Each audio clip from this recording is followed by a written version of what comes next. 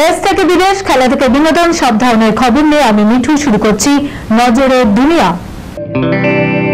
কানের মেশিনের বিশ্বস্ত প্রতিষ্ঠান অডিটন, স্পিচ অ্যান্ড হিয়ারিং ক্লিনিক। কানে শুনতে না পাওয়া বা শুনতে সমস্যা, তোতলা বা অস্পষ্ট কথা, জন্ম থেকে কথা বলতে না পারা, অল্প বুদ্ধি, কথা ও কানের যে কোনো সমস্যার সঠিক সমাধান অডিটন। অভিজ্ঞ চিকিৎসকদের পরিষেবার সাথে পাবেন কানে শোনার পরীক্ষা ও যন্ত্র, কান ও গলার ছবি, speech therapy, OAE, BERA, ASSR, ENG, VNG, ইকজি, ভেস্টিবুলার, সাইকোলজিক্যাল পরীক্ষা ও কাউন্সিলিং। বিশদে জানতে যোগাযোগ করুন। বন্যা বিধ্বস্ত অসমের মৃত্যু বেড়ে 15, ক্ষতিগ্রস্তের সংখ্যা ছাড়ালো 6 লক্ষ। রেমাল পরবর্তী বৃষ্টিতে বন্যায় বিপর্যস্ত অসম, প্রাণ হারিয়েছেন অন্তত 15 জন। শনিবার মৃত্যু হয়েছে 3 জনের। সব মিলিয়ে বন্যায় ক্ষতিগ্রস্ত মানুষের সংখ্যা ছাড়িয়েছে 6 লক্ষ। শুক্রবার 11টি জেলা মিলিয়ে সংখ্যাটি ছিল 3.5 লাখের ওপর।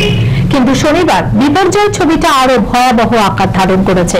তবে রাজ্যের বিপর্যয় মোকাবিলা বাহিনীর তরফে জানানো হয়েছে ক্ষতিগ্রস্ত জেলার সংখ্যা 11 থেকে কমে 10-এ নেমেছে। ক্ষতিগ্রস্ত জেলার মধ্যে সবচেয়ে খারাপ অবস্থা নগাঁও জেলার। প্রায় 2,79,345 জন মানুষ এই দুর্যোগের কবলে পড়েছেন। বাকি জেলার মধ্যে হোজাই ও কাছাড় জেলার পরিস্থিতি অত্যন্ত খারাপ। রেমালের প্রভাবে গত মঙ্গলবার থেকে তুমুল বৃষ্টি হচ্ছে অসমে। ভারী থেকে অতি ভারী বৃষ্টি হয়েছে, যার ফলে পরিস্থিতি ক্রমেই খারাপ হতে দেখা যায়। এদিকে উত্তর পূর্ব ভারতে বর্ষাও ঢুকে পড়েছে। সব মিলিয়ে অসমে যেভাবে জলস্তর বেড়েছে তাতে আশঙ্কা বাড়ছে। খোদ রাজধানী গুয়াহাটির পরিস্থিতিও অত্যন্ত ভয়াবহ, বহু অঞ্চল জলের তলায়। ঐশ্বরিক শক্তি অনুভব করছি, 45 ঘন্টা ধ্যান শেষে জানালেন নরেন্দ্র মোদী। শনিবার দুপুরে ধ্যান শেষ হয়েছে প্রধানমন্ত্রী নরেন্দ্র মোদীর। 45 ঘন্টার সাধনা শেষে তিনি পুষ্পস্তবক প্রদান করেন তামিল সন্ত কবি থিরুভাল্লুভারের বিশাল মূর্তিতে। আর তারপর রেভিসার্স বুকে তাকে লিখতে দেখা যায়, মা ভারতীর পায়ের কাছে বসে আমি আরো একবার আমার সংকল্পটি পুনর্ব্যক্ত করলাম যে আমার জীবন এবং আমার শরীরের প্রতিটি কণা দেশের সেবায় নিয়োজিত থাকবে। এদিন ধ্যান শেষে মোদী লেখেন, ভারতের দক্ষিণ প্রান্তে অবস্থিত কন্যাকুমারীর বিবেকানন্দ রক মেমোরিয়াল পরিদর্শন করে আমি এক ঐশ্বরিক ও অসাধারণ শক্তি অনুভব করছি।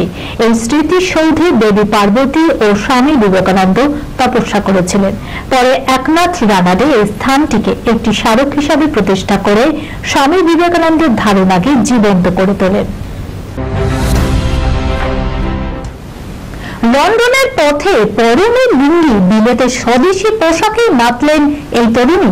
দেখুন, বাংলাদেশ, শ্রীলঙ্কা, মায়ানমার এবং ভারতে লুঙ্গি জনপ্রিয় পোশাক। এদেশে উত্তর পূর্বের রাজ্যগুলি, দক্ষিণ ভারত, পাঞ্জাব, হরিয়ানা এবং বাংলায় লুঙ্গি পছন্দের ঘরোয়া পোশাক। তবে চেহারায় আর পরার ধরনে পার্থক্য রয়েছে। এত কিছুর পরেও অবশ্য পোশাক হিসেবে লুঙ্গিকে মোটেও পাত্তা দেওয়া হয় না। সে যেন পরিধান জগতের BPL। সেই লুঙ্গি পরে লন্ডনের রাস্তায় হাঁটতে দেখা গেল এক সুন্দরীকে। ভাইরাল হয়েছে সেই ভিডিও।